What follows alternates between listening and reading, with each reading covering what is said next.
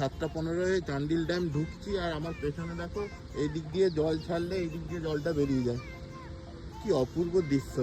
আর আমার ঠিক পেছনে রয়েছে এই চান্ডিলের লক গেটগুলো। আমরা চলে এসেছি চান্ডিল ড্যামে, এখন ওই 7:30 মতো বাজে। ঠিক আমার পেছনে হচ্ছে ড্যামটা, চলো তোমাদের দেখাই।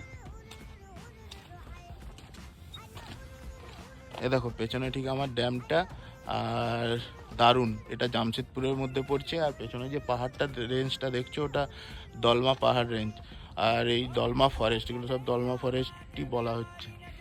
আর এই জায়গায় তোমরা নৌকা বিহারও করতে পারো, ওই জাস্ট ওখানে নৌকা সব রাখা আছে। টিকিট ঘরটা হচ্ছে এখানে।